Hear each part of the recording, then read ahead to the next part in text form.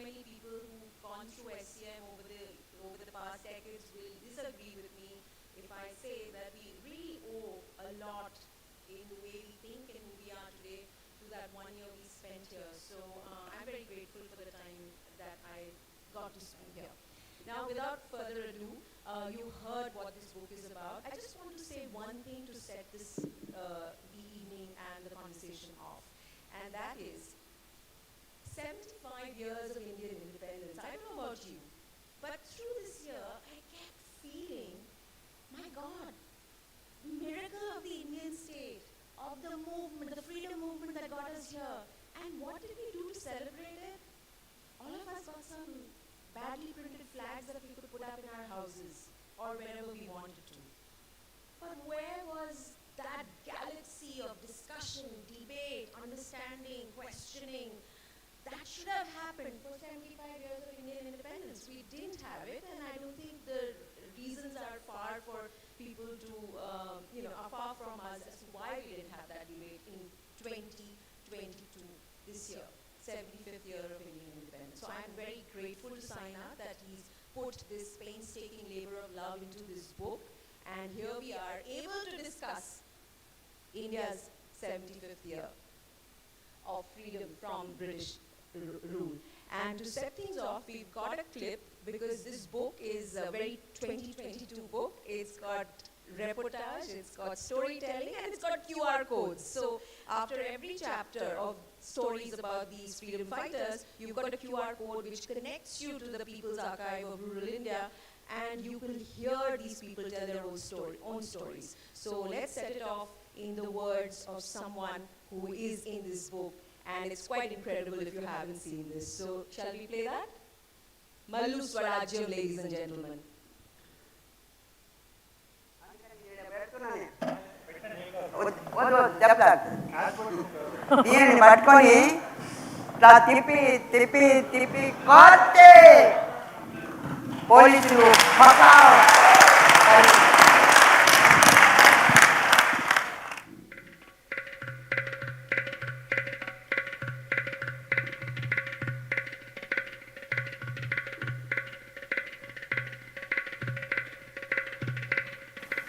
ఆనాడు 4,000 మంది అమరులైన సామాన్యమైనటువంటి రైతులు, హరిజన గిరిజన జనం మా కళ్ళ ముందే ప్రాణాలను అర్పించి పోరాడుతూ ఉంటే, ఆ పోరాటంలో తుపాకులు అందుకొని, రాళ్ళు అందుకొని వర్షాలు తీసుకొచ్చిన చూపించడానికి మీకు ఆడవాళ్ళు, మగవాళ్ళు ఆ క్యూడలిజానికి వ్యతిరేకంగా ఊరు ఏకమై గడిల మీద ఇలాంటి ఒడిశాలలో ఒక రాయి, ఇందులో బాలుంది, బహుశా ఈ బాల్ కూడా గట్టిగానే ఉంది, దగ్గరికి వస్తే దెబ్బ తాకుతుంది, అందుకని నేను పెడుతున్నాను.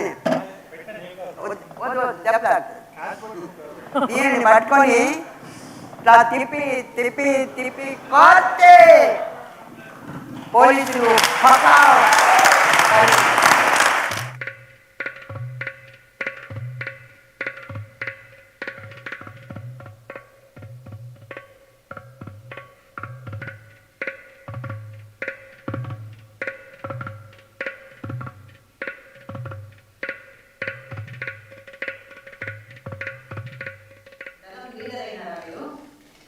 దానాల లీడరు, ఒక దానం కాదు, ఏరియా దానాలకు నేను క్యాంపు సోదరులు ట్రైనింగ్ అంటే మార్షల్ సిద్ధాంతం చెప్పడానికి క్లాసులతో నేను పోలీసుల మీద పడితే ఎట్లా ఎదిరిస్తారో చెప్పారు. ఆ తర్వాత మేము చాలా టెక్నిక్ చేసినాం. అది గీత కాదు, కళ్ళను కారం కొట్టడం, దుమ్ము కొట్టడం, మన కొట్టడం, కొడవలు తీసుకుపోయి పోవడం, ఆఖరికి నరకమన్నాం. మీద పడి అత్యాచారం చేస్తుంటే మరి ఎట్లా నరకమన్నాం. నరికేసి రంగాన్ని నరికేసిండు. అది గెలినా పోరాటం చేయలేదు జనతానే గెలినా పోరాటం చేసాను. వాళ్ళే చేసారు, మాకు నేర్పించాలి.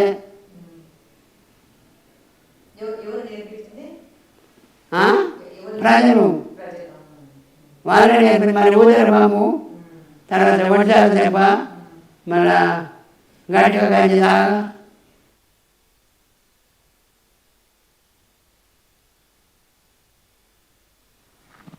నేను మిమ్మల్ని అడుగుదాం అనుకున్నా. మీరు ఈ ప్రశ్న అడిగితే నేనేం చెప్పాను? అంటే ఈ దేశంలో విప్లవం ఎట్ట రావాలి? నాకు వచ్చినట్టు రోగం ఆ విప్లవానికి వచ్చినటువంటి పక్షవాతం పెరాలసిస్ వచ్చినట్టుంది. అవును, మామూలు జనం నుంచి యువకులు వస్తారు కదా, వాళ్ళతో మాట్లాడతాను నేను. మాట్లాడితే మరి మీరు మీ కాలంలో చెందింది మమ్మల్ని ఏం చేయమంటారు ఇప్పుడు అంటున్నారు. మీరు తిరగబడాలంటే అమ్మో తిరగబడితే కథ అయిపోతాం అంటున్నాను. తిరగబడమని చెప్తున్నా.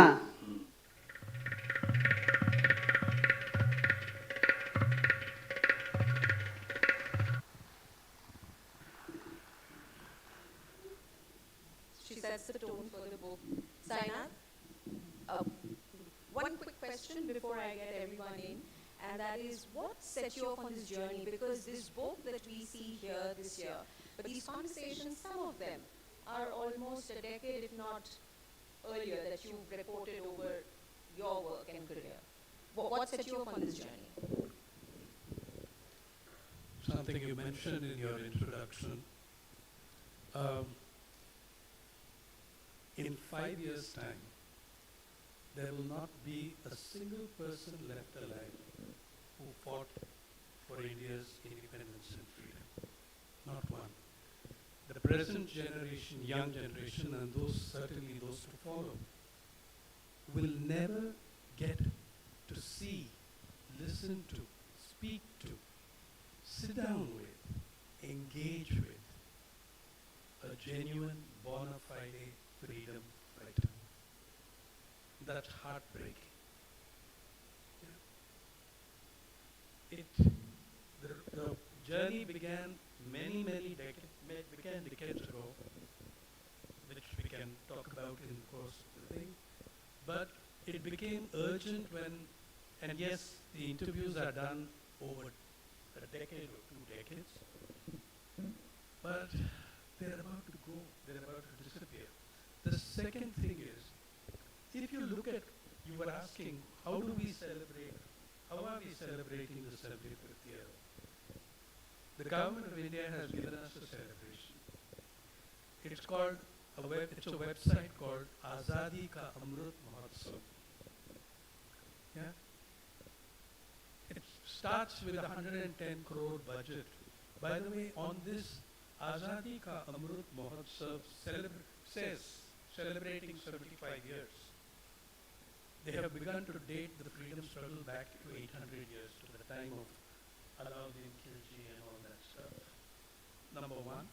Number two, there is not a single photograph, not a single picture, not a single video, not a single article by or about, not a single quotation, not a single photograph from a living freedom fighter.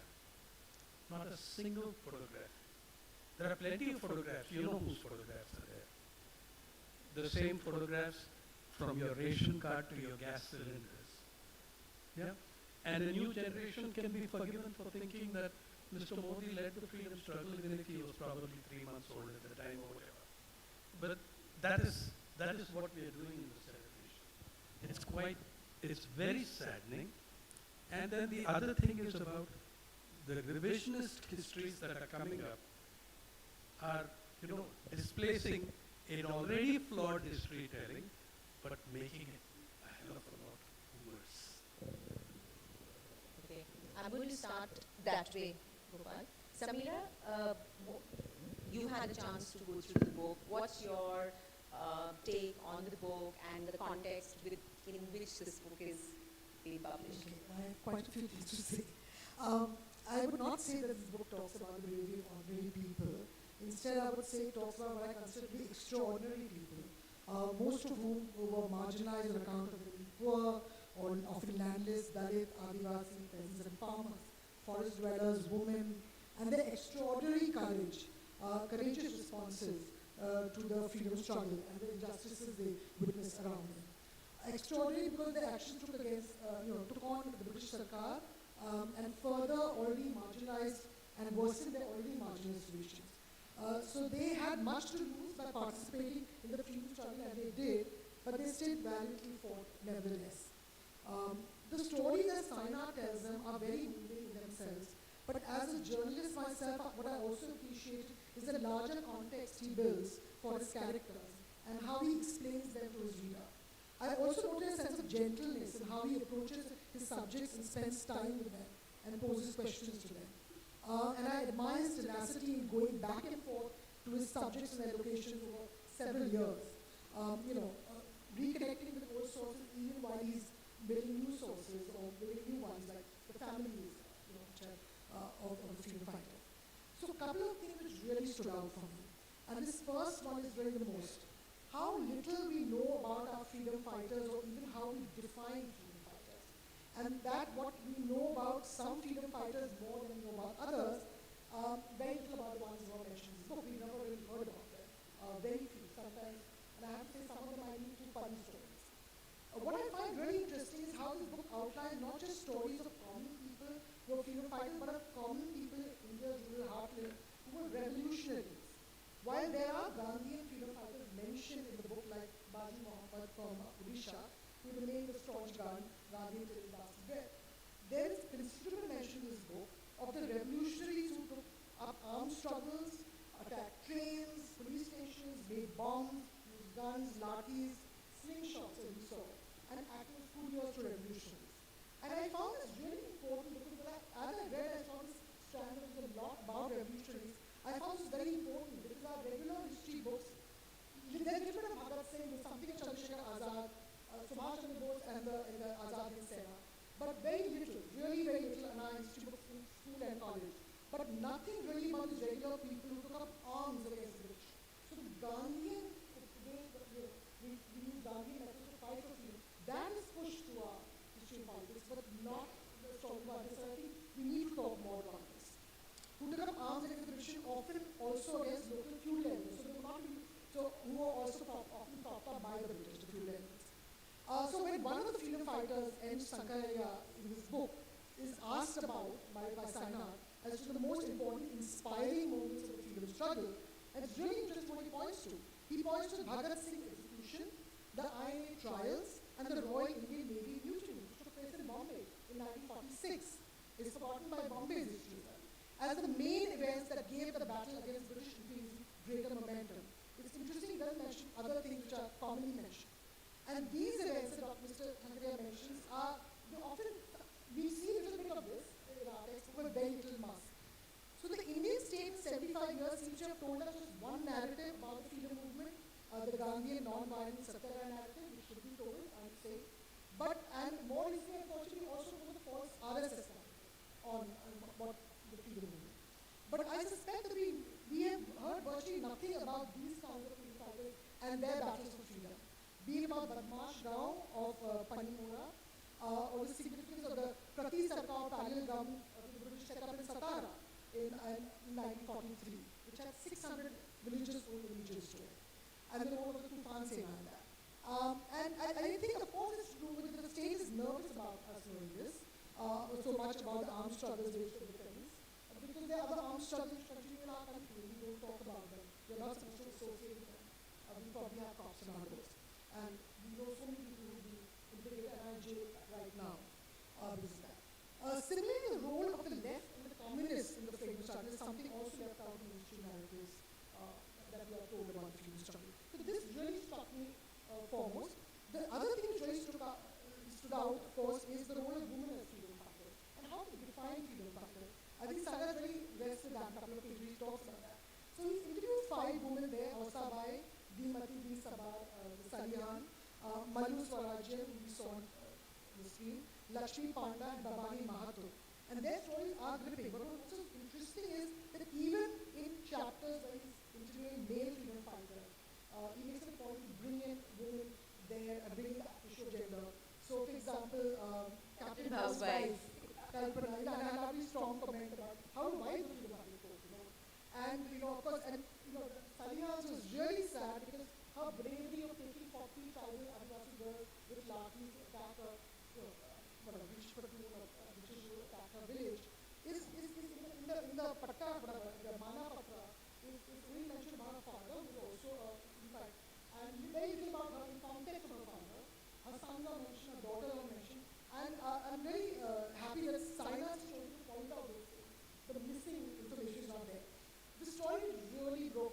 was Babani Mahathir. I thought it was really because there's this journalist, I could sense when you're looking for a story, you have an idea, you're going for this woman freedom fighter, you're trying to capture them, trying to get them all, to document them. And she kept saying, I'm not a freedom fighter. No, I just cook. I hated it. Right? It just brought these people. Her husband was a freedom fighter. He brought these people home and I had to keep cooking for them. Till there's a little anecdote in it where it comes to forward who are these people, she was extra people she was cooking for, not just her family, which was quite large, but these are underground revolutionaries. So now does a woman like this not be counted as a freedom fighter because she is part of it, she's doing revolutionary work. If she's caught doing that, supplying food, it will be. I think that was really interestingly explained. And my heart for which she kept saying, he said, what was your response to Sainath? So she kept saying, oh, I just cried there. I just cried. There's so much work in the field, the family, extra people. I have to say, it was very, very moving. Gopal?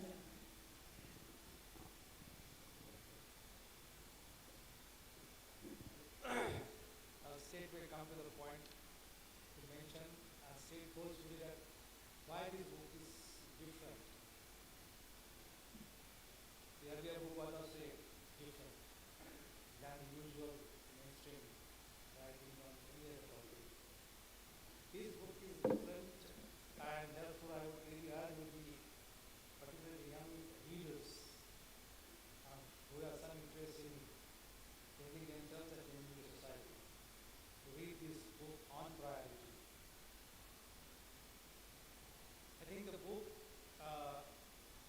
tells you something which is not told by the historians, and this is what we are doing. But mainstream historians of freedom struggle never actually, those who are working on texts, archives and other materials, they have no time to go and meet the people who are still surviving. So they take that PARI and Sainath is producing is of narratives that are so moving and so authentic. And therefore I think for that authenticity, I'm not very sure whether even the subalterns really produce any kind of authenticity through their text and writing. Several of them they are produced, but I'm not very sure about that. But this book will give that authenticity, that the way you said, how do you define who is a freedom fighter? A lady cooking for 40 people, is it not contribution? I think the seminal contribution to create energy and maintain the hope in freedom. So I think we have to really redefine. The central contribution of this book is it is actually asking us to really redefine our notion of freedom. And we teach from colleges, universities, only one skewed narrative of Indian freedom. And that is that people fought against Britishers. No, they not only fought against Britishers, they also fought against the local landlords. So the struggle was twofold.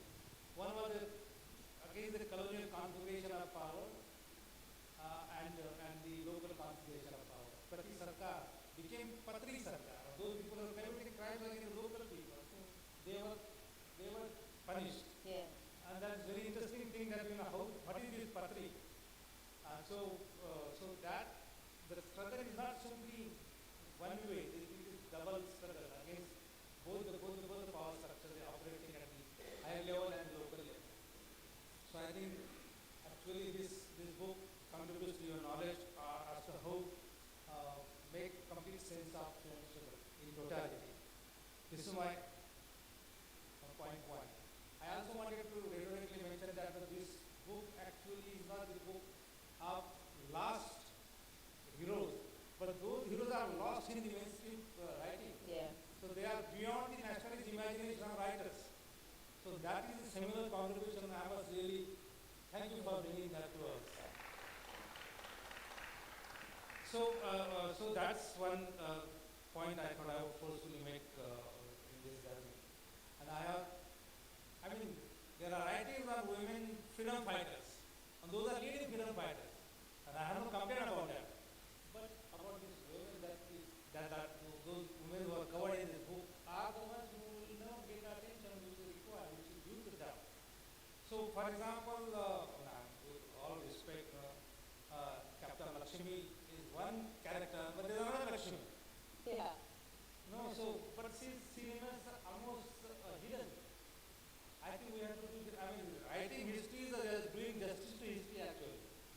it's not something we are doing some kind of mehrmani to writing history. That is one of the point that Sainath and his team is making.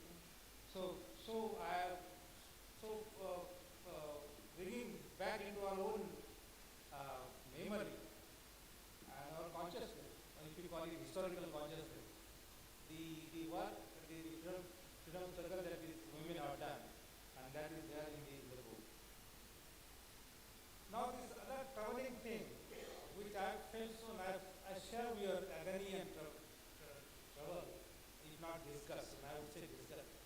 I mean, you ask women suffered, people suffered, and their suffering is a new struggle for freedom. Suffering is new, and you know that suffering is already narrated here. But your whole freedom struggle is reduced to certificate, a paper, a manpatra. Who are you to give manpatra? Little Babu in the office is making. What is happening? And thanks to the journalist, your friend from Odisha, who makes that, takes trouble and makes the manpatra available. What is this? All these are the free riders, including the contemporary state. Free riders who claim any authenticity on the freedom struggle. You are reducing whole efforts to certificate, lifeless certificate. So that's really it's really troubling. People don't understand the effort these people make.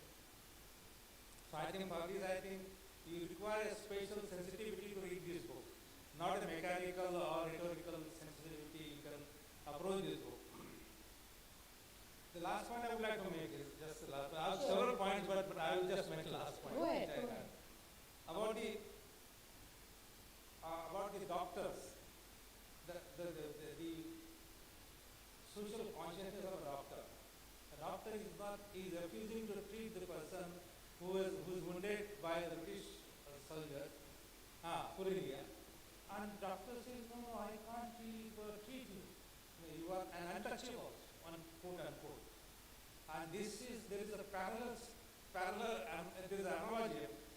Just as the doctor in the normal civil society will not treat the untouchable, the same way, the doctor who is also an Indian will not really treat this person who is losing a great need.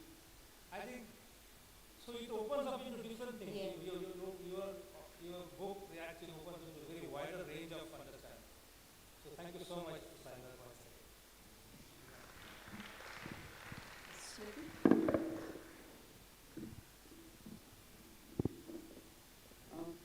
Good evening.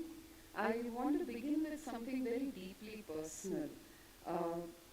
My first impression and stories of the freedom struggle came not from textbooks or books, but from personal stories, an abundance of stories that were told to me by my great-grandmother, who was very much a foot soldier. And in 1947 and in 1972, she actually refused the Tamrapatra and the pension. She was one of the few who refused.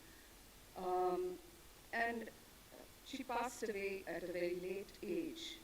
And when I asked her, I said, how come your stories don't appear anywhere? She said, because there aren't people who write about people like us. And this book really, I said it's personal, is because it is about people like my Anima. It's about people who have remained nameless, faceless to the large janta. She actually has a couple of pages on the web in the last 5 years because of various reasons. She's been sort of rediscovered by the net savvy generation. But these people are likely not to be discovered because they are in the rural areas. And so this book, I think, these stories, in their earlier format when Sainath wrote about them in the Hindu and now as a book, they fill a very large vacuum that we didn't know even existed, right? And that's why it's important. But without going over the points that Sameera and Gopal have made, and actually they've made many of the things I wanted to say, but 3-4 things that come to my mind. that I think I need to sort of underline. One is that in journalism we keep saying, what is it? At its core, what is journalism?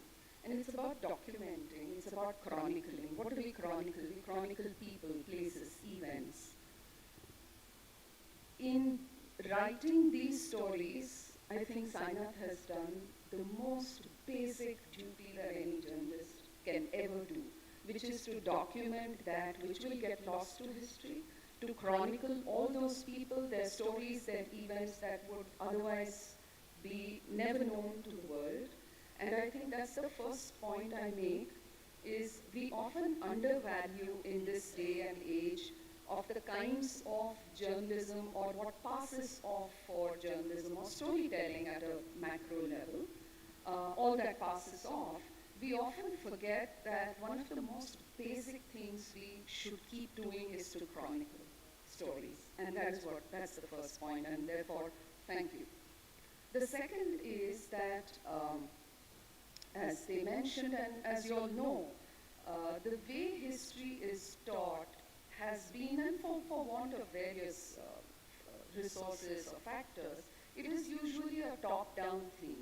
So even the second-rung people that you know about appear like stamp-sized photos and 2 paragraphs, and it's never a ground-up view of the people. And there is a disconnect, because when you see photographs of the freedom struggle, the few that are there, you see these swarms and oceans of people at, even if you take something like the salt satyagraha, which happened like hundreds of kilometers away. But in Bombay here, there's a photograph at Chowpatty of like literally full of people trying to make salt from the seawater. Who are these people? Who are these people? Women trying to make salt on the terraces of the buildings near Chowpatty. These are stories we don't know. And my second point, therefore, is that the freedom movement, more than a struggle, the freedom movement, as all movements were, was a composite, collaborative process. It brought in a number of people together who often may not have seen eye to eye, and the most famous spat is, of course, Gandhi, Ambedkar, and so on and so forth. But the movement brought literally people across community lines, caste lines, religion lines, all kinds of divides. That sense of compositeness, multiculturalism that's there, that allowed that movement to go on for decades, really, in the face of extreme oppression and extreme brutality. I mean, we're sitting in a city where a 24-year-old Babu Genu was ran over by a truck because he was protesting the British, right? That kind of brutality. So you fast forward to Azadi Ka Amrit Mahotsav, and what do you find? You find that there is a sanitization. You don't get the compositeness, you don't get the complexity, you don't get a sense of the movement. It's almost like everything else that we have been served up since 2014. We're in the age of spectacle. And the way this year was celebrated is, it's an event, it's a spectacle. No, it wasn't a spectacle. It was possibly one of the greatest movements ever in the world that brought literally hundreds of thousands of people. And why is it important to remember this now? Because these people, it's not as if they didn't have differences. It's not as if Hindus and Muslims didn't kill each other back then and all of that, but that they found ways to overcome those differences and those divides and be united in something that was larger than themselves. And it's so critically important, in my view, to remember this essence of the freedom movement, because we live in a time where we are being told, remember your differences, remember your divides. You are not like her. She's Sameera. How can you be friends? Yeah, you're a Brahmin, she's a Muslim. So it's all over the place, these divisions, differences. And what is being emphasized and brought up to the surface are the divides and the differences. So it's a salutary effect to go back and remember the movement that was able to override these differences and divides. And for that, this book is important. And my third point is, there's been a very dubious, sinister, malafide attempt since 1996-98, and I say this with some degree of maybe 1% witness to some of the things that have happened, is to bring those people into the mainstream of the freedom movement who didn't have much to do with it, to legitimize people and names who were in fact on the other side. We are possibly on the cusp of a man who wrote pathetic mercy petitions to the British, being awarded this country's highest civilian honor. So there's a lot of revisionism that's going on. And yes, history is never really written in stone. You find new, facts and you revise your history, and all of that is fine. But this revisionism is sinister. And why is it sinister and malafide, in my view, is because it seeks to erase certain things. There is an attempt at erasure. Just as there is an attempt to build something from the other side, there is an attempt to erase. And this process of erasure is already 2 decades old. And we are now seeing the effect of that.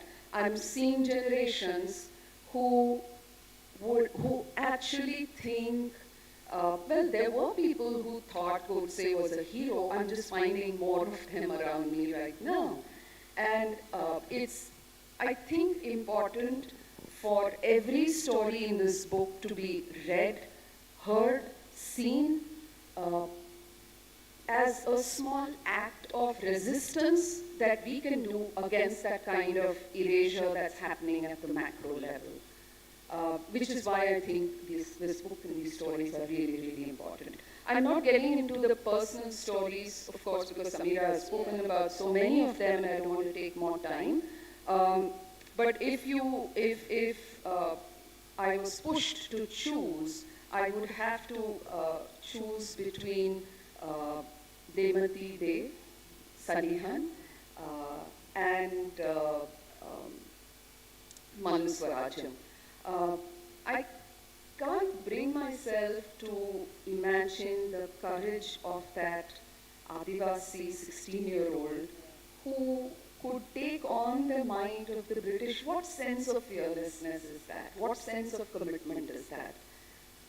And Hausabai, of course, I think she sort of writes herself in as the hero of her story and every other story. In fact, Hausabai's story, which is the first one in this book, is it's a film begging to be made for all the filmmakers in the room. It's a film waiting to be made, really.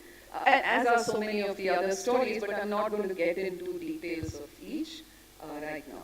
Thank you. Mike is yours.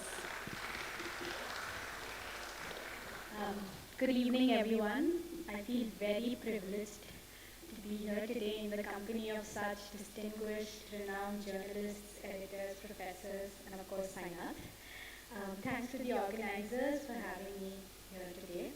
I work at the People's Archive of Rural India and was very happy to receive a free copy of The Last Heroes.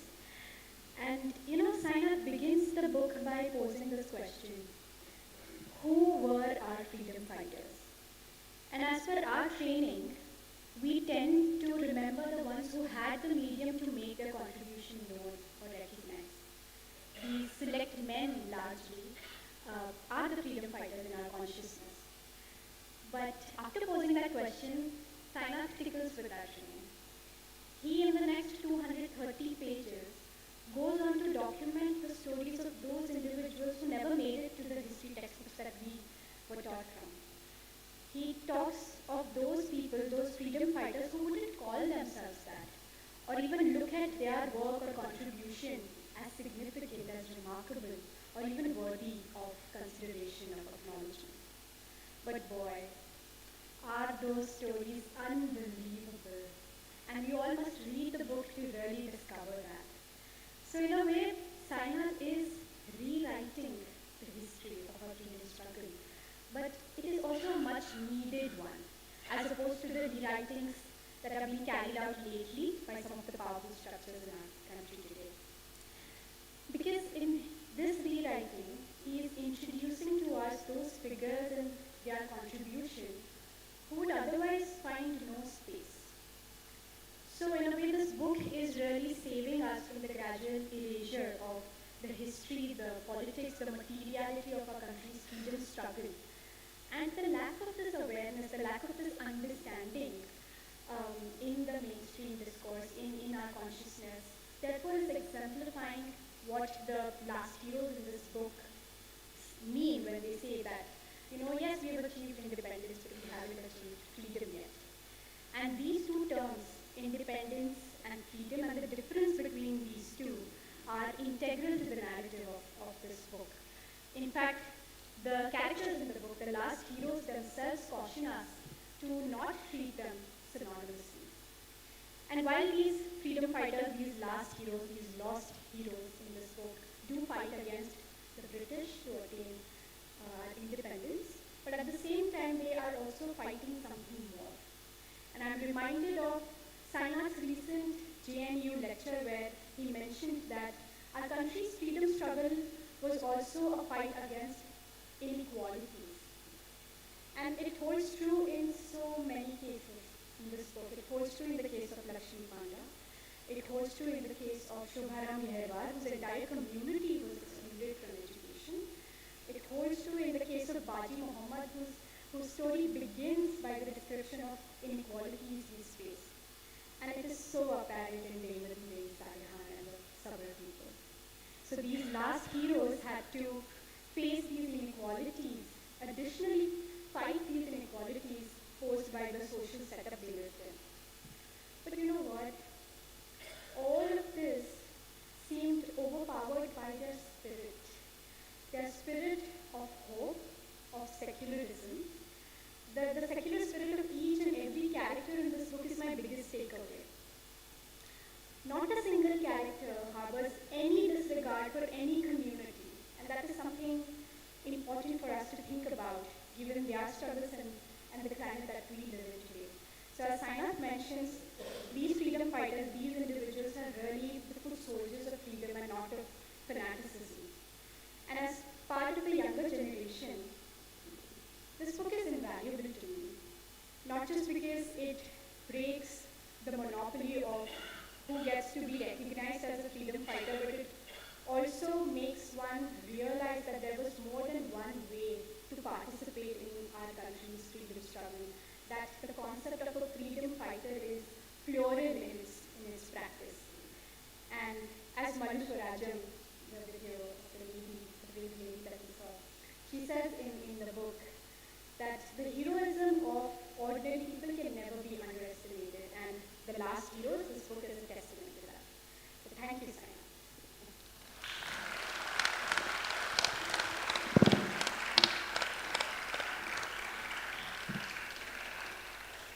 Freedom and independence, the difference between the two. Why don't you take that forward, Sainath? The book begins with a single line from Captain Bhau, the leader of the underground Tufan Sena, that was the armed wing of the Prati Sarkar in Satara. Captain Bhau says, we fought for two things, freedom and independence. We attained independence. I mean, he's just said everything in the book in that one line. We fought for freedom and independence, we attained independence. Later on in that interview, he says freedom remains the monopoly of few. What all of them are saying is that freedom is a much larger, longer term project than breaking the British yoke. And I think, when we are talking about the erasures and rewritings and stuff, it infuriates me if when we ask people to make their lists, and this absence of a distinction between independence and freedom, when we ask people to make lists of freedom fighters, of course, Gandhi, Nehru, Subhash Bose, all who absolutely should be there on that list. Very, very rarely does anyone mention the name of B.R. Ambedkar. Now, for me, and that's what the book is also trying to say, the Constitution of India is the finest essence, the greatest distillation of the idealism of the freedom struggle. What the freedom fighters fought for is in your Constitution, which we fail to defend today. But if that Constitution is the finest distillation, surely the chief architect and craftsperson of that Constitution ought to be counted as one of your greatest freedom fighters ever.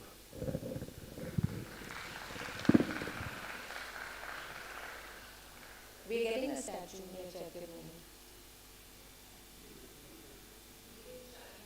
But should be seen as, I'm asking that he be recognized as a fighter for freedom, because the book, as the book continuously says, as character, it's not just about fighting the British. And B.R. Ambedkar launched more than 70 years ago, the greatest battle for human dignity on the face of the earth, a battle that still continues, and a battle which sadly most of us have contributed far less than we should have. And I think in all these stories, or in all, all of them, almost, how the distance between the lives that these freedom fighters led and what their children and grandchildren and great-grandchildren lead is not too far. The subsequent generations have traveled very little. And I think that is a very, very telling statement on how far we've come, isn't it, also? Salihan's grandchildren and great-grandchildren. That bit where they ran away when you went to look for them because they thought you represented the government or forest officers. Well, when I went to meet her grandnephew, we were in one of these Jeep-type SUVs. And the man, Mangatram, disappeared. I mean, he showed us a clean pair of heels, and he disappeared. Hour or two of searching for him with my friend Purushottam Thakur of PARI, who is sitting here. And Purushottam Thakur is the journalist who uncovered the Manpatra and translated it for me, and has been with me on every journey in Odisha. And it is Odisha that has the largest number of stories and characters in the book. So when we found him finally, we found Mangatram Sabar. Why did you run? For him it was obvious. I wear khaki trousers, and I'm coming in a jeep. We were at the forest department. So that's what, the same forest department against whom Salihan fought. Except that it was, guy at the top then was British, the guy at the top now is, who's at the top. So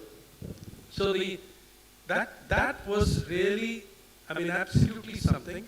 Her grandchildren, great-grandchildren probably have less access to ready food than she did when her tribe was a tribe of hunter-gatherers with dense forests. Should we look at that clip with Captain Rao? Yeah. Or should we open up to questions? Yeah. Is there a mic in the audience?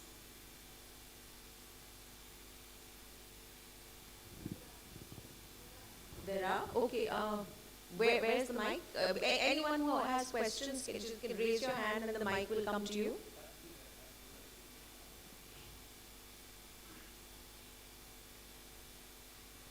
Any questions, thoughts? because there's, I mean, I do admit we have the advantage of having read the book and planned this conversation, where everyone would describe what they got from it. So, but there's so much that the book and what we've talked about here so far sets off. So I'm hoping that there are questions, comments, or anything that will take this conversation forward, because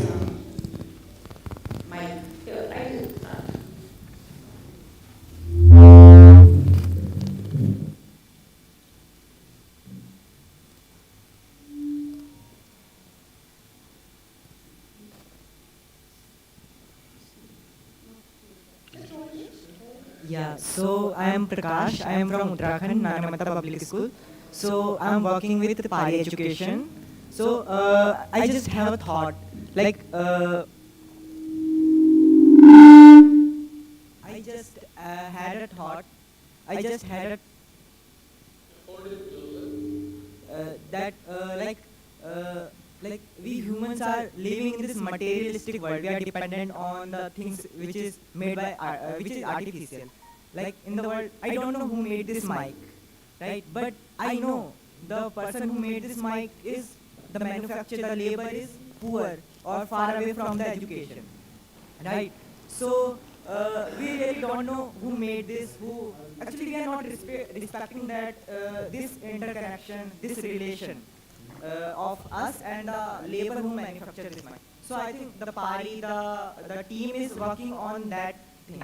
Like if you said like there is a gap between the rural and official. Rurality is away from the official recognition, right? So I'm also making films on rural India and also documenting life. So I just want to share my thoughts that rural India is really like they have language, but the grammar is not verified.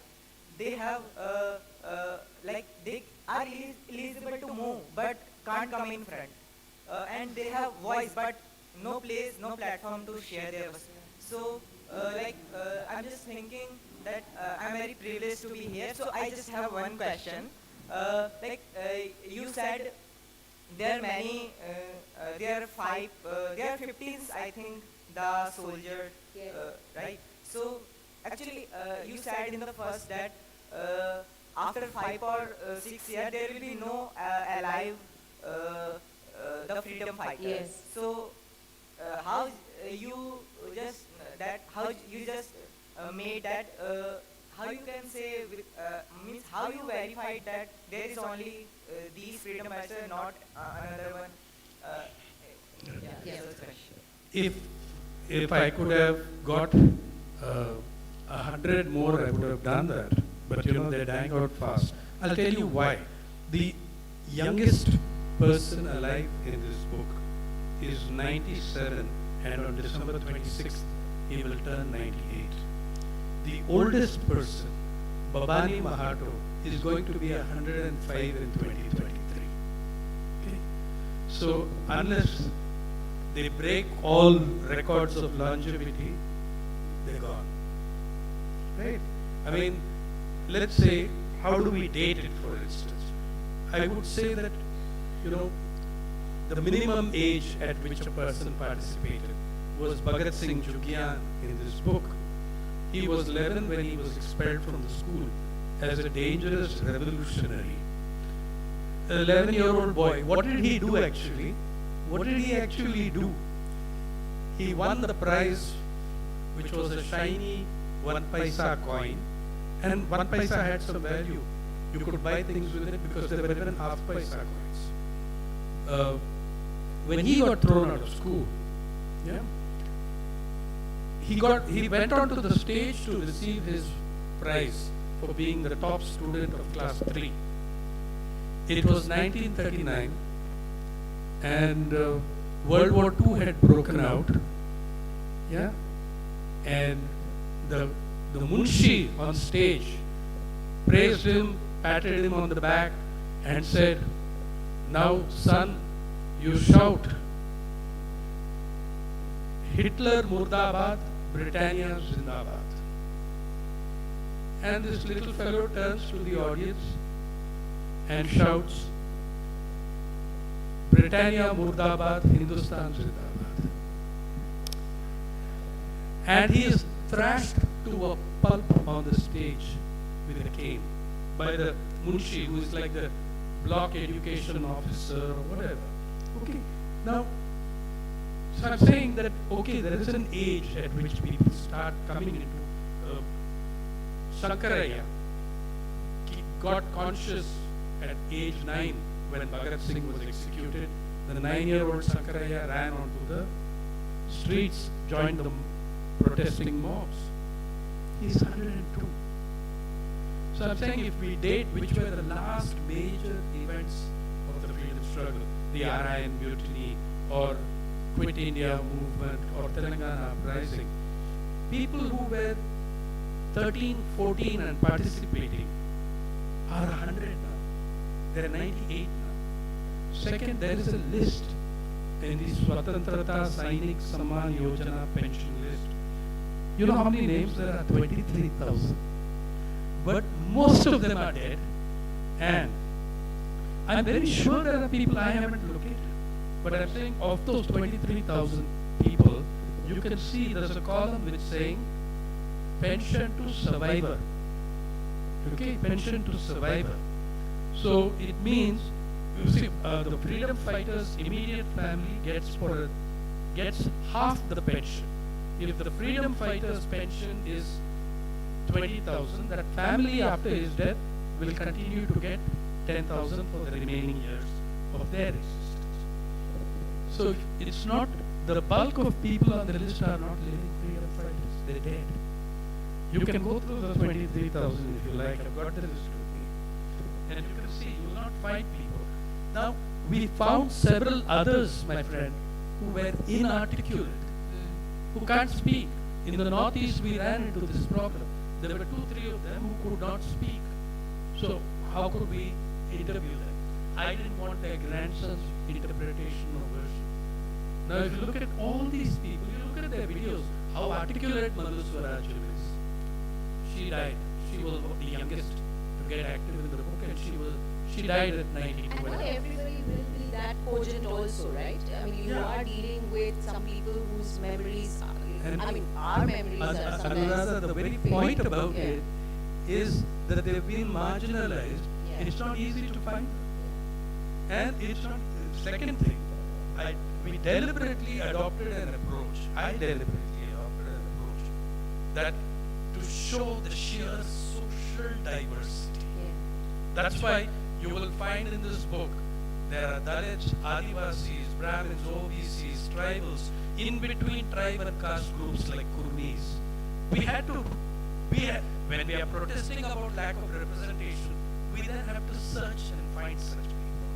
There are farmers, laborers, cooks. There are cooks in this book. Cooks, couriers, okay, carpenters, malis. There are all sorts of that. Looking for that diversity also meant a much harder search. I might have found 4 people from one community, which would be upper caste, and I didn't want those. I didn't want 4 of them and perpetuate the traditional telling of the story. So yes, there was very deliberate choices made, but were also limited. The other deliberate choice in this was regional representation. Your history books tell you that, the freedom struggle happened up north, UP and Bihar. It is such a travesty of the truth.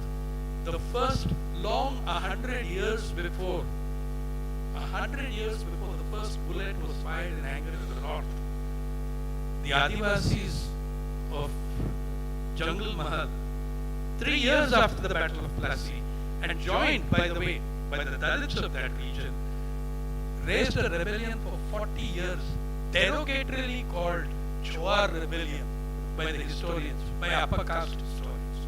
The Chowar word in Bengali doesn't simply mean chore, it means chore plus niche. So you know who the participants were, right? The point was to keep this representation in mind.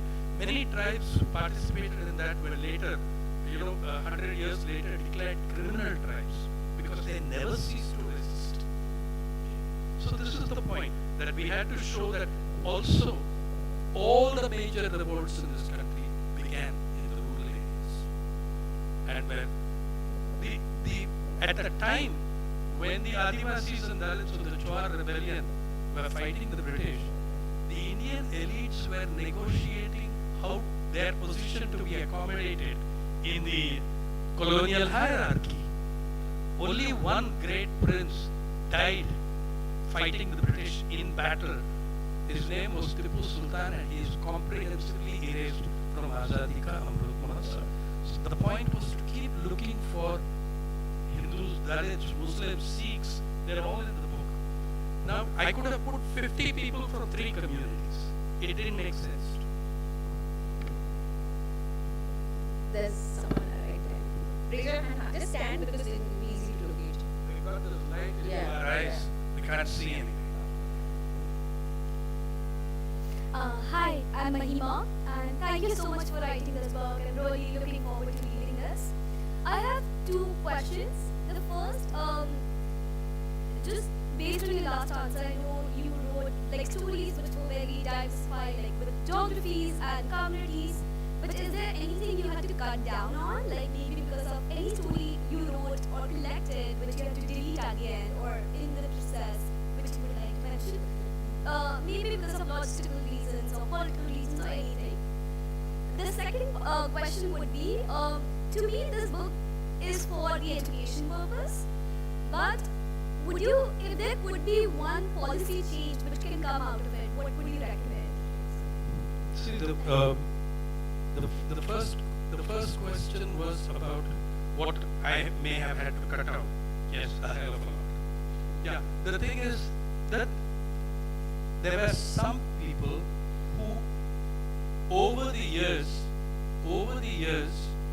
we were doing this, the interviews. Some of the people died. Okay, some of them died, and in fact, I am fiddling with the idea of stories about them, which would be different than stories with where these people are speaking. You know, that would have to be more essay type than storytelling. And I have reservations about that, but I will think about it. There were lots of things that I had to cut out, that I had to drop out.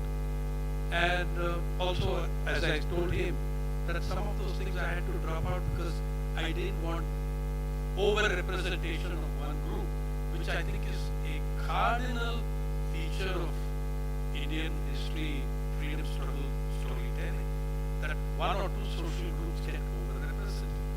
And there were things also there were other kinds of stories which were complex and still need to be weeded out about what happened in that region 100 years. Yeah. Your second question was about policy. Okay, someone, any policymaker reading this book, would it be? I'm actually, the thing when you asked me if you wrote this book for this, the first reason I wrote this book for, I wrote this book for the people in it. Their stories had to be told. Yeah? And we, the post-1947 generations, need their stories in order to better shape and sculpt our own. That was the first. The second reason was that it was written for the young people. Yeah, it was written, especially in a period where the few remaining good or decent textbooks are being burned, the historians are being pilloried. You're driving things out of the discourse. So that, what do I want as a response? First thing I want is the response of a society. Forget policymakers, they've done nothing for it so far. Yeah? And they're actually having a very conscious policy of changing to complete fiction what happened in the freedom struggle. What I want is the response from you. What I want is the response from this audience that we will not be robbed of our history. And yes, I would love for it to become a textbook. Everybody loves a good drought, which is in its 57th printing now. 57. And simply because it became a textbook, another very interesting thing, there's about 125, 150 colleges and universities using it. But young people made it a textbook. Whatever little we know about the book's phenomenal sale, the biggest single group buying that book when it was written and today is 17 to 25. If I get them, I think they will have their own impact on policymakers rather than trying to appeal to the policymaker. Yes, please. I think the job of, job is not over, job of Sainath and Steve is over having written this book. The fundamental challenge lies before the teacher who is teaching this book in the classroom. Now we have a habit of teaching, particularly history book, with one angle, one very skewed narrative we teach. And we privilege certain portion of the national movement and draft it of the cognitive of the students. So that stays with them. Here it is the historical book.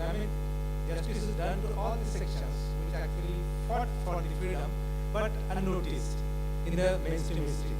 So it is the teacher has to say very, very promptly and honestly that this is an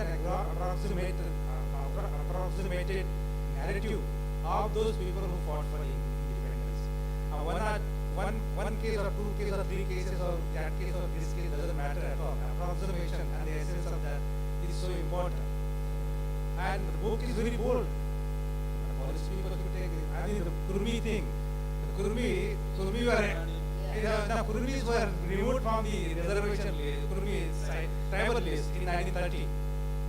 And now they are in the 1930 as a tribal. In 1931 they were removed. This is a very minute, very important, at the same time very sensitive historical injustice. So I think it much depends on us how we like to take the book to the students. There's just one little thing here that I'd like to say, which is my favorite saying on history comes from Africa. The original is in Swahili. If lions were historians, the tales of the jungle would not always favor the hunter. The point is that we now are going to the lions to tell their stories.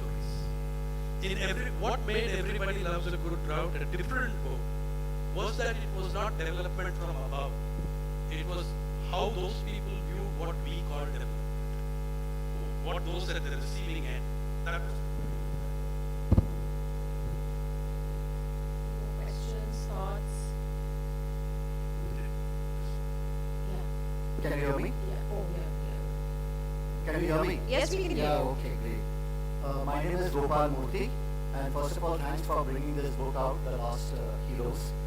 We have a copy at home, thanks to Smruti, but I have not yet read it. I will start off soon.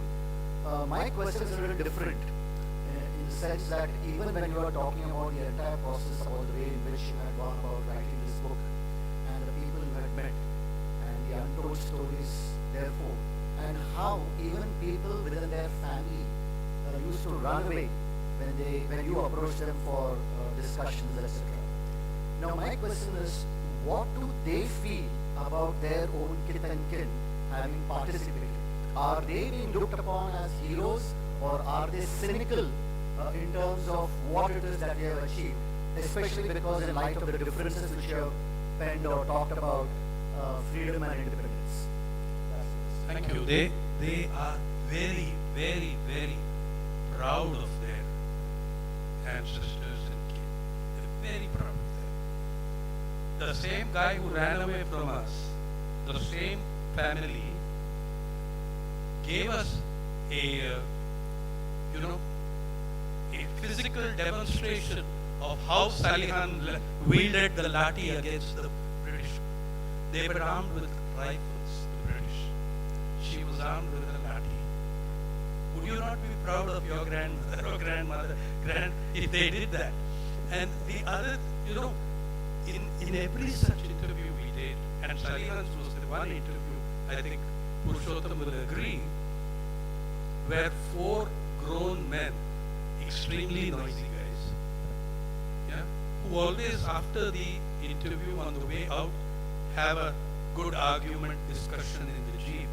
I think that was one story where 4 of us sat in silence for 100 kilometers, simply blown away by the sacrifice and selflessness of a woman who spoke to us with such good grace, was proud to show us the Manpatra which she could not read. Yeah, I mean, who would not be proud? All the relatives of these Babani Mahato, whom Sameera mentioned in detail, kept telling me, my husband was a freedom fighter. He went to jail for 13 months. They have, some of them have imbibed that idea that you're a freedom fighter if you went to jail. Right? Whereas, and in fact, Or had a reward on your head. Or had a reward on your head. The Pension Act, the Swatantrata Sainik Samman Yojana, has 7 conditions for being recognized. Yeah. And one of which is, confiscation of property. How many Indians had property? Another was you must have gone to jail. And even if you had, see, the way it's made, a Salihan is ruled out from being recognized. But she is recognized. In the book I say of her, that day of the revolt, she walked into the hearts of her people, but never into their textbooks. It doesn't mean that their own people, her village, the surrounding villages, don't respect that. They do deeply.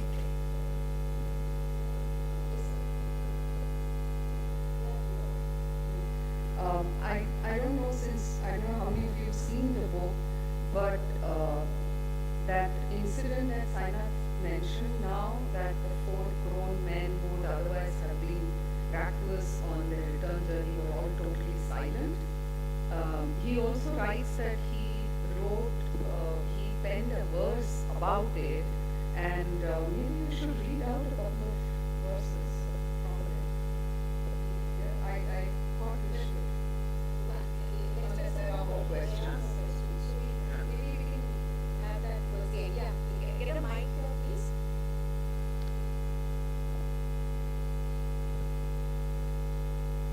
You can ask questions of others also. Sure. Very good evening to the panelists and everyone present over here. My name is Manis and I come from Wilson College. And my question to you is actually to you, Mr. Sainath. When I actually look at you, Mr. Sainath, and your extensive amount of work about rural India, what intrigues me the most is what sort of core procedure you follow. How do you actually get to find these people and look up to them? Because so much information is not being present in the mainstream society nowadays. And I'm talking about the marginalized people, the Muslims, the Dalit, the Naxals who have a difference of opinion and are being classified actually as Maoist. I as a student find it really hard to look up to them, to read them. Because in the Hindutva inclined society nowadays, which is being classified as mainstream society, I don't get to read about them. So what do you do as a journalist, as a person who actually wrote the book? I don't know about the core procedure. I mean, how did I go? How did I find these places? Exactly. Yes, okay. First, I was. Can I just want to preface? I think the first thing is he went there. Yeah. I think that's the starting point. First rule of reporting. To go there. Get there. Second is that my background and training, I was never trained as a journalist. I was trained as a historian. Mainly, preliminarily in Loyola, I had a couple of interesting eccentric lecturers. But really, I trained as a historian in Jawaharlal Nehru University and had teachers like Romila Thapar, Bipin Chandra, S. Gopal, K. N. Panikar, Harbans Mukhya, and so on. Now, there we were taught a kind of history that remained with me, that was about the history not just of Raja Rani and dynasties and political rule, but socio-economic approaches to history. what, you see, it's like this. In my other writing on rural areas, I think I always had an advantage over many others. Not that many others did it. Newspapers and channels don't give journalists the opportunity to do it. I was very lucky.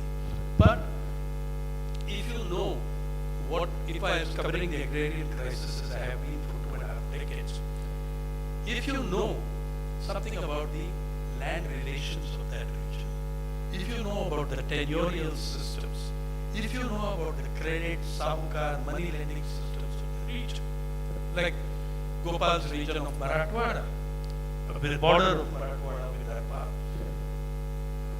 your stories are always going to have more insights and more depth. That's one. The second is, I grew up on the freedom struggle stories, and I knew from my study of history where the major revolts and rebellions had taken place. One, they were all rural. Two, I knew those places, and when I went to those places and looked and searched and searched. And I'm not saying it was a terrible task, but it was pretty much like work. Sure. Thank you so much.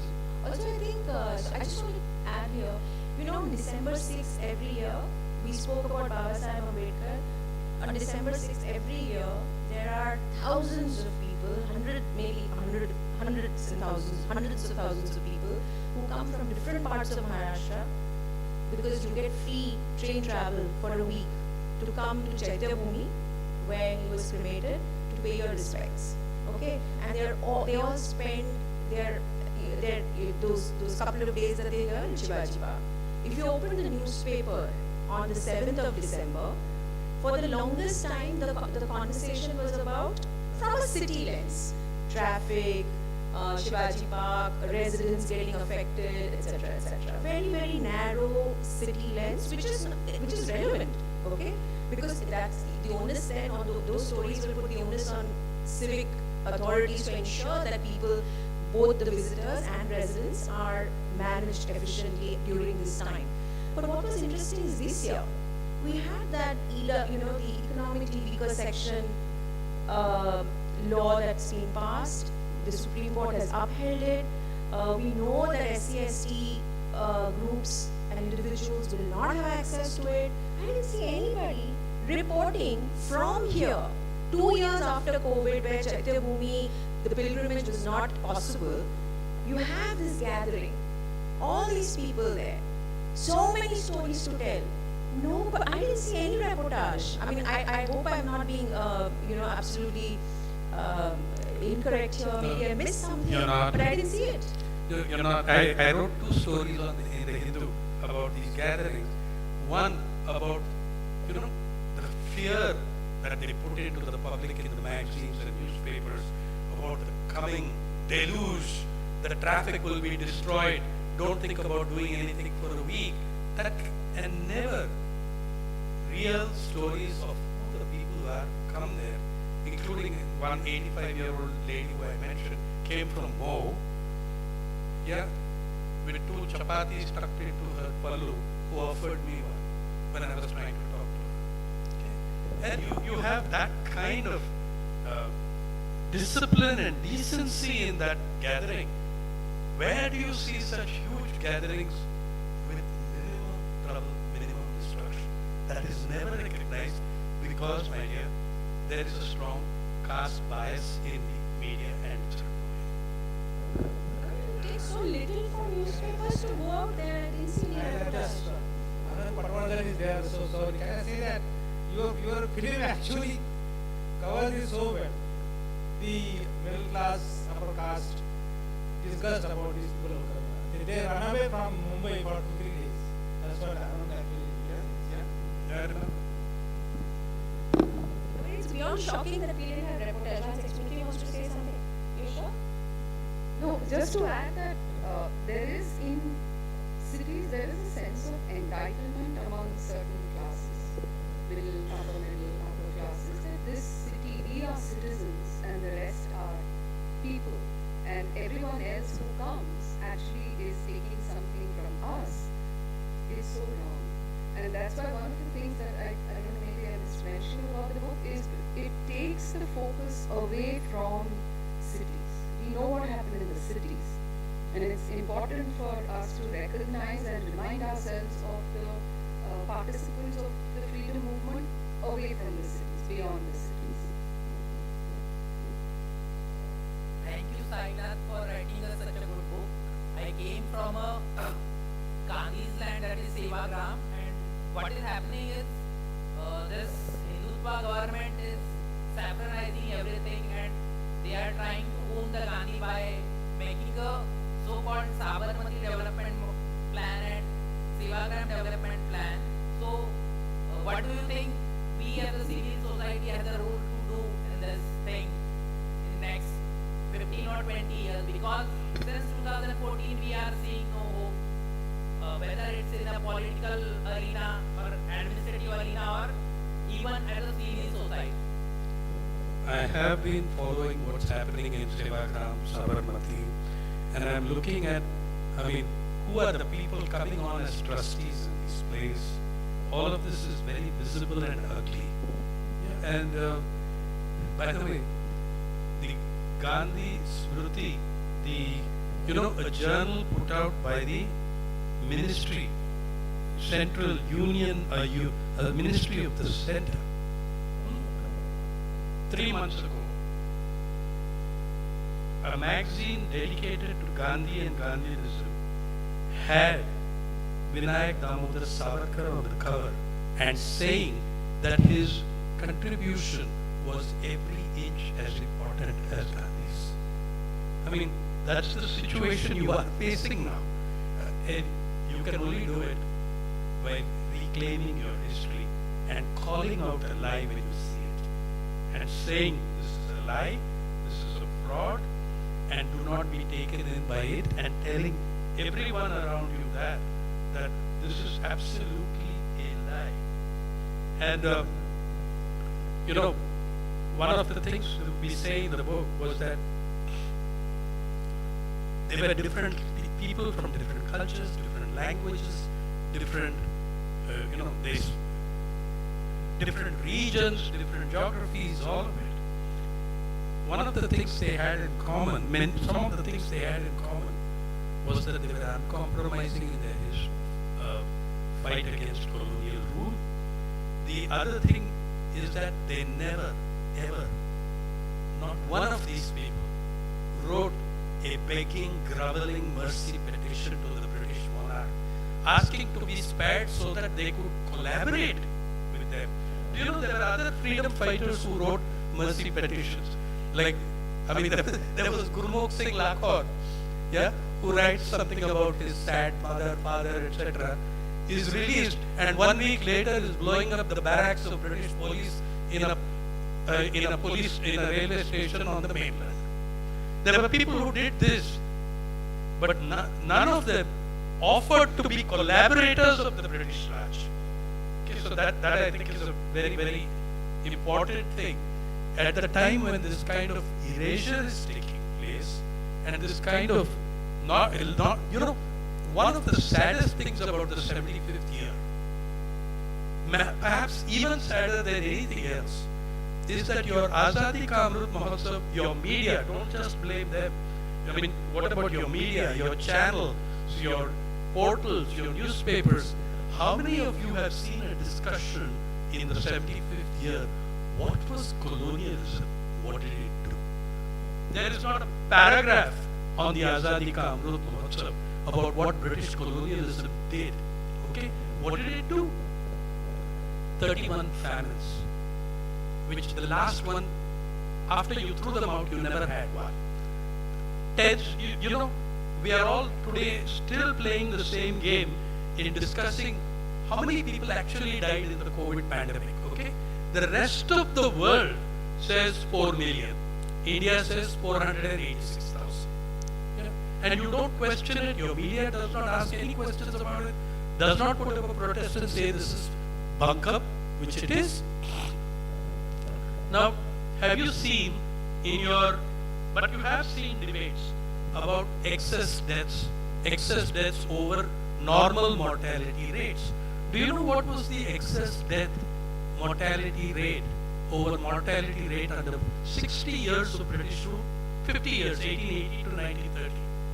You know what was the excess mortality rate? Latest scholarship is showing us that it could have been up to 168 million excess deaths. Tens of millions from the famines alone. The 1770 Great Bengal famine, 11 million. The Dudh the skull famine, 12 million. The Purnia, 10 million. But the excess deaths at the strictest assumption level comes to about 100 million.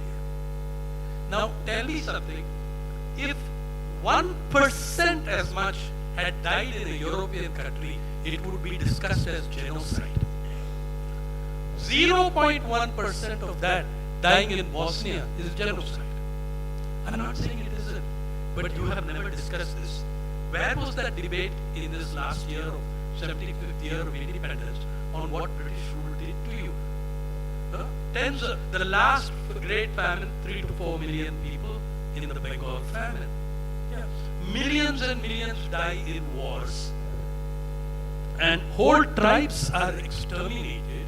And when you come to it, when you come to what the British did next in 1870, 100 years, 1871, they passed the Criminal Tribes Act, rendering 200 tribes criminals genetically. And my dear, all this was 60 years before the Nazis said a word. Yeah, but the Nazis are evil and the British are sportsmen, fair play. Right? We never used words like genocide with the British.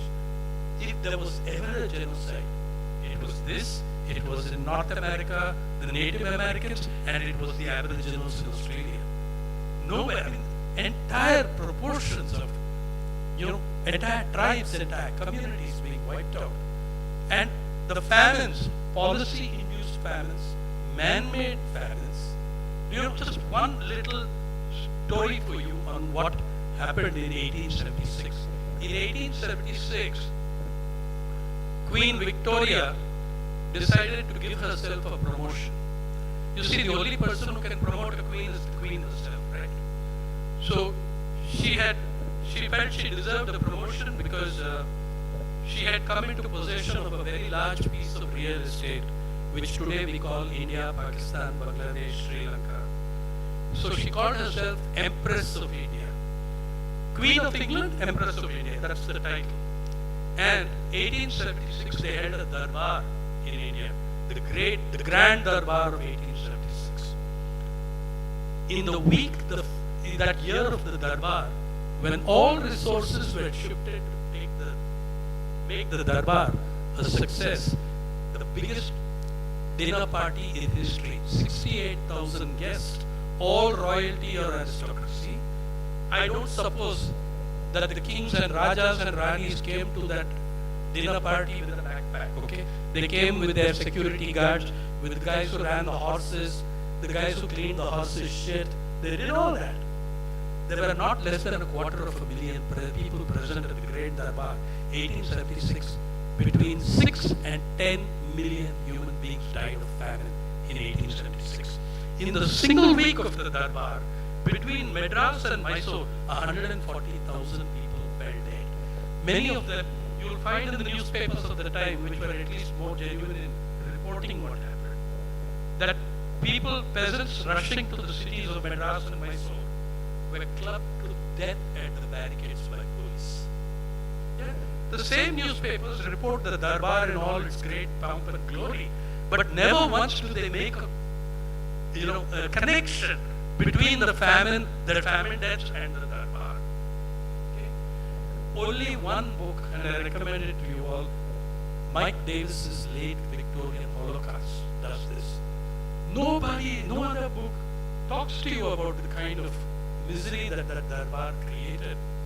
Yeah? It remains a secret. Outside of Mike Davis's book, it remains a secret. Call it Victoria's original secret.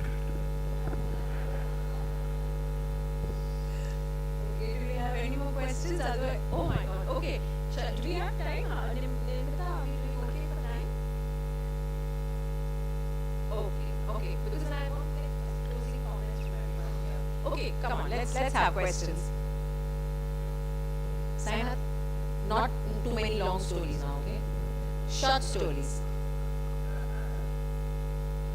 Yeah, go ahead, please. Hello, I'm Anandi. I just had a question, sir. About the last heroes. So I just wanted to know, what do the heroes today think of the current climate of freedom? Have they had to, write mercy petitions like that I will refuse to do? What do they make of the current situation? It's there in the book. I mean, the question is asked of them and they speak about it. But also, very importantly, some of them still do things about it. The people of Panimora, when I met them first when they were in their 90s, early 90s, when Purushottam and I went there first, 2 of them were missing. And we asked, where are those guys? They are about 93, 94. We asked, where are those 2 out of the 7 survivors? They say, they're sitting on a dharna outside the BDO's office demanding a telephone for their village.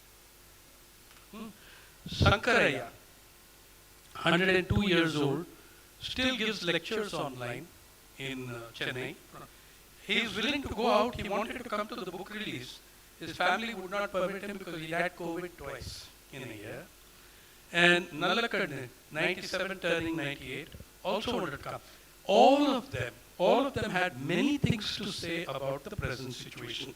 Bhagat Singh Jugia summed it up with, these are horrible people in power, but let me tell you, one day the sun will set on this empire as well. And Nallakadne and Shankaraya, when interviewing them and discussing what is going on with today's, fundamentalist fanaticism and blood, we asked them, how do you remain so calm and optimistic? Nallakadne said, we've seen worse. Yeah. So wonderful. That's it.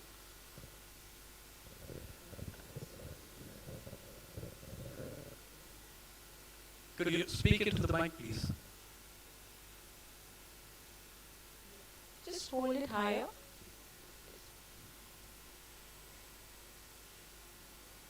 No, we can't. Is it? Yeah.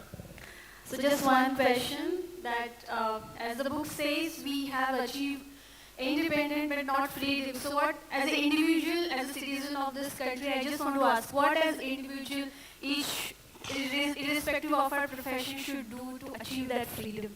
Thank you. Actually, there is also a great continuity that people are not aware of. If we understand that freedom is a larger project, say the kind of things that the directive principles of state policy, those are the things that the freedom fighters wanted for their society. Okay? The kind of the right to work, the right to food, the right to health and nutrition, the right to shelter, all these things were part of their project of understanding of the project of freedom. And by the way, 2 years ago, just before the pandemic, when this new generation was standing up in the protests, anti-CAA protests, what were they reading? They were reading precisely from the preamble of the Constitution, justice for all, social, economic, and political. And by the way, I don't think the fact that social comes first is an accident. I think it was a deliberate choice of order. So justice, social, economic, political. I think that freedom they associated with justice. Yeah. And it was lovely and wonderful to watch thousands of young people around the country standing up and reading out those words. Though as I keep telling my young friends, there's a few pages in the Constitution after that also worth reading. Try it sometime. And like the directive principles of state policy, like the fundamental rights, these things. So yes, the fight for those is what you can do. The fight for those which already were, I would also like to tell you this, that perhaps the greatest fight against injustice, certainly the greatest organized during the during the pandemic period, was that of the Kisan Andolan at the gates of Delhi, the largest struggle against injustice in the world in 20 years. Okay? Peaceful, democratic protest. And remember this, the largest movement against inequality and injustice prior to that was 2011 Wall Street, Occupy Wall Street, full of young techies, etc. They managed to hold on to Wall Street, or to Zuccotti Park more likely, for 9 weeks. Your farmers who fought for all of us, if you read the damn laws, you'll know that they were anti every citizen of this country. There were clauses in the laws that take away your right and my right to seek legal remedy, because the laws say these laws are above and outside the jurisdiction of the civil courts. Clause 17 and 18. Please look at them. Now, the farmers fought for all of us. How many, and yes, there was solidarity, there were meetings. Students in Delhi were going there as volunteers. I see that possibility existed. In fact, Mallu Swarajam, in her famous speech when she swung that slingshot, they asked her, what can we do? We are only techies. There were 1,500 techies in that hall. She said, I fought for justice. My weapon was the slingshot. Yours is the laptop and the mobile phone. Use it. Fight for justice. Okay. Let's do closing words, and then we'll give the final word to our freedom fighter. The previous discussion which was going on about Savarkar and their involvement in and how the revisions are making us believe that he is equally, if not more important, reminded me of what Shobharam Gherwar in the book says when Sainath asks him, what was the RSS's involvement? And he very intelligently says, "Unhone to ek ungli bhi nahi katai." So that sums it up for us. My closing thoughts on the book, well, as I said, as a young reader, this book is important because that makes me realize where my independence, if not freedom, has come from, so as to garner an understanding, so as to develop a thought on where I should be heading as a young mind, as a young person. Smruti?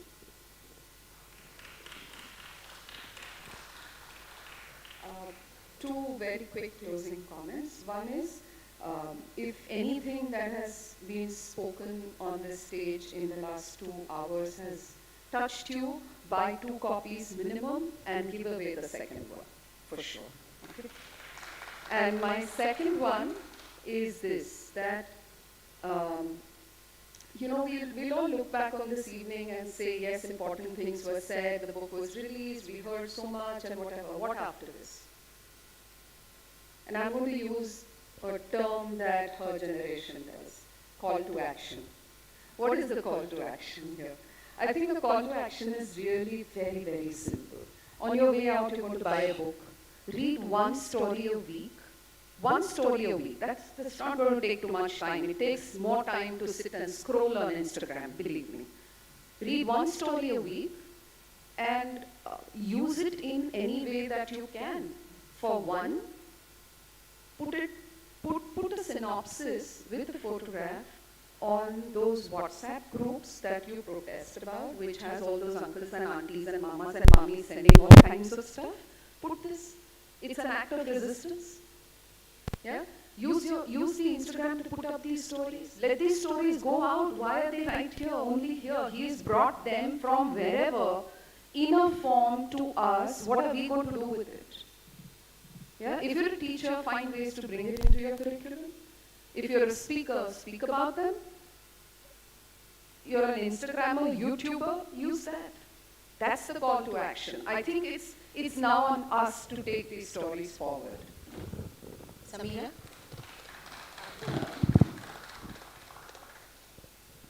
Let me be pedagogical. I think this book, I think the book is about offering you some kind of a samyak drushti this way. That you say some egalitarian orientation and perspective to how to read Indian history in its totality. So I hope you will take it seriously. This book offers that promise. It is inspirational, not aspirational, because you are reading it for your own for individual purpose. Aspiration leads to your individual aesthetic taste, but inspiration will take you, expand your imagination. I hope you read this book. Buy this book and read this book. Thank you. Yeah, I would just add to what my other panelists have said and just say that, what I find, it's inspiration, yes, but it's also very hopeful. So I find hope as a middle-aged Indian Muslim woman who finds very little things to be hopeful about. Often I hold on to things like this, a book like this, a certain film, a certain comment someone made, a certain good op-ed. So we're holding on desperately to many things we see around us. And I find this book worthy of holding on to. It tells you not to fall into that pit of despair which goes on. But if people with so little manage to struggle on, and even when about 1995, giving interviews was saying that the struggle is not over, we're not down, we're going to even sit with 96 women sat for a phone in their village. We have to persevere. We have to struggle on, and there's no easy answer to this. So we have to find the struggle we want to latch on to and not give up. I think it's really important.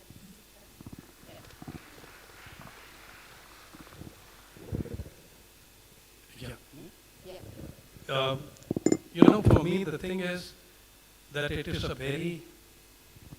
deliberately written as a very contemporary book. Every story in it fits into some headache we are facing today, some problem we are fighting today. Yeah, it speaks to casteism, it speaks to fundamentalism. Yeah, it speaks to the horrors we inflict on the Adivasis. It speaks to a lot of these things. And the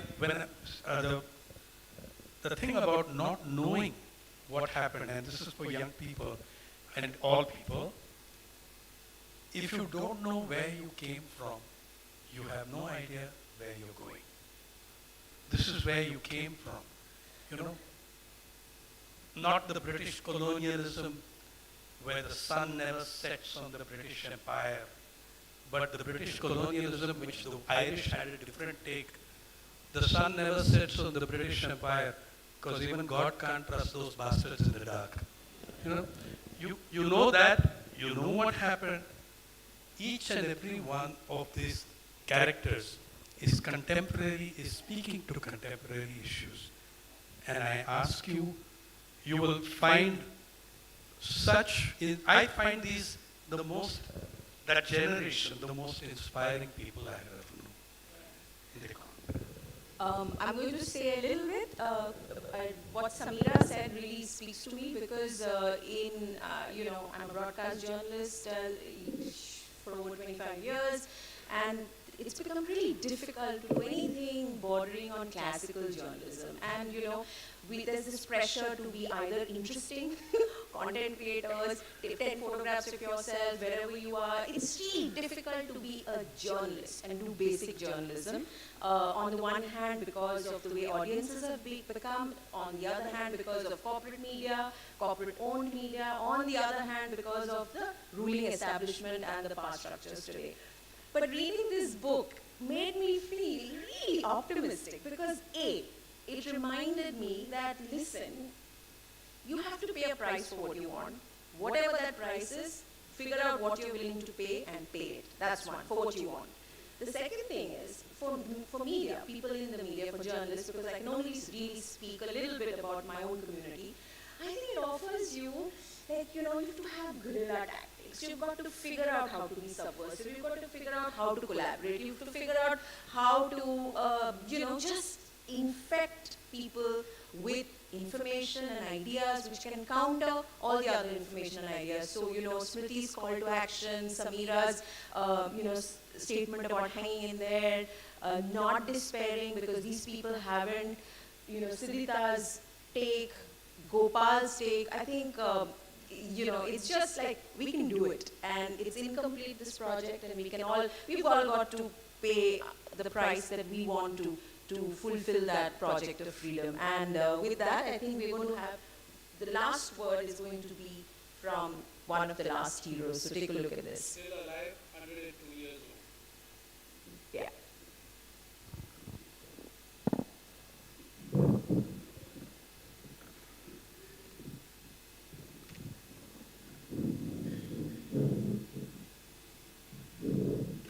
I am very happy to receive a copy of the book by C.P. Sainath, The Last Heroes, Footsoilders of Indian Freedom. C. Sainath has written this book with the intention of spotlighting the contribution of countless heroes and heroines of the common people of India in the fight against British imperialism. Today, when rightist, reactionary and communal forces are trying to take the country backward, it is the duty of the freedom fighters who fought for the freedom of the country and their supporters to come forward to do all in their power to strengthen a secular, democratic and progressive state of the Indian Union. The Indian freedom struggle is a great struggle of the common people of India. People from all parts of India, from north to south and east to west, and from all the progressive classes of Indian society, fought for it and succeeded in driving the British imperialism out of this country. And today, we are forging a great struggle to develop the country into a popular, democratic, secular, and progressive society in which the workers, the peasants, and the common people of India will have their rights empowered and utilized. I trust this book will be a useful addition to the list of books already written by C.P. Sainath and other leading luminaries of the Indian journalistic profession in achieving this target of a progressive India. I hope readers will find this book interesting and also a very historic in nature, and this hope and this book will dispel the doubts lingering in the minds of the people that the communal forces had any role in the freedom struggle. It is a blunt fact, I will say, that the communal and reactionary forces had no role in the fight for the freedom of country, but were only actually obstructing the development of the freedom struggle. I dedicate this book again to the great martyrs and the great fighters of the Indian Revolution. India will progress in a people's democratic way to achieve the goals of the Indian freedom movement.